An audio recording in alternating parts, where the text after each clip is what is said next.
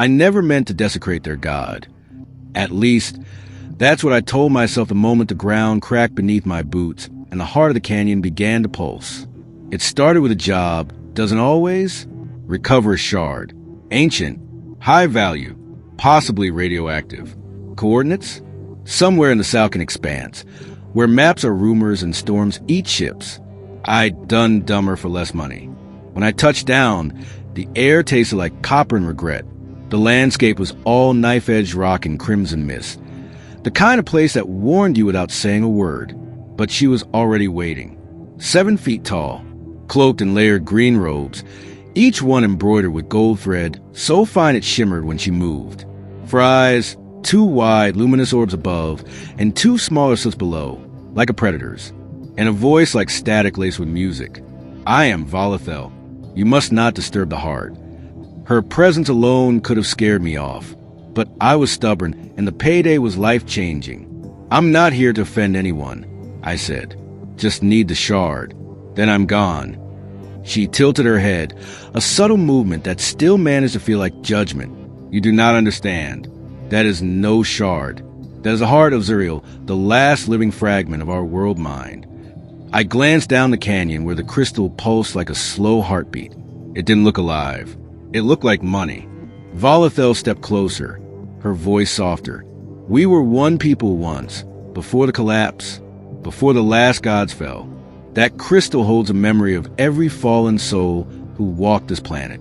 You take it and their light dies. But I'd already accepted the contract, and the coordinates were a match. How did you even know I'd come? She looked up, the higher set of eyes shimmering blue. The heart whispered your arrival. Creepy but poetic. I tightened my gloves and slid down the slope. She didn't follow, only whispered something I didn't understand. As I approached, the air grew warmer. The crystal's glow flickered, green, then white, then deep violet. I reached out, my hand hovered inches away. Then it spoke, not with words, but with pressure, with images, memories. 1,000 eyes staring back at me, a dying planet begging to be remembered. I should have turned back. Instead, I grabbed it, pain shot through my arm. Not burning, understanding. It forced its thoughts into mine. Images of civilizations rising, songs sung across stars, children born beneath silver skies, and then war. Silence. Loss. I yanked my arm away. The shard, no, the heart, came free. The canyon screamed. Literally. The sound that erupted felt like the planet was weeping. My communicator burst with static. The ground trembled.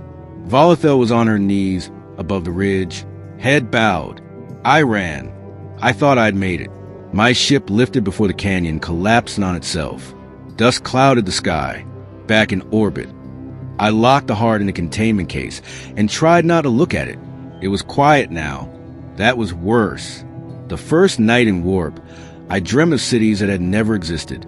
I woke up with blood on my nose and a word echoing in my head. Thief.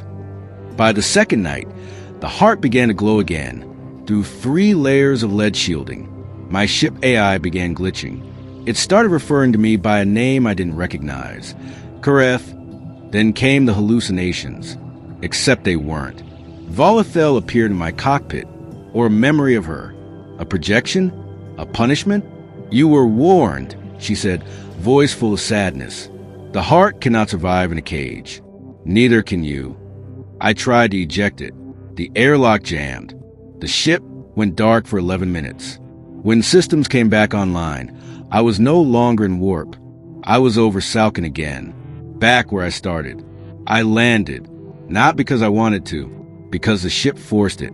The sky looked different, quieter, as if the planet had exhaled its last breath. Volithel was waiting. She didn't speak, didn't scold, just held out her hand. I stepped forward and offered the heart. Why didn't you stop me? Her 4 eyes blinked slowly. Because grief must be lived to be understood. I looked at the pulsing crystal. Is it still alive? She touched it. It flared briefly, a heartbeat. Dimly. You carry part of it now. I didn't ask what she meant. She turned, walked away. I stayed there long, after she vanished into the mist. Now I guard it, not for money, not for glory, just to make sure no one else does what I did. Because sometimes the treasure you take isn't gold or crystal or fame. It's weight.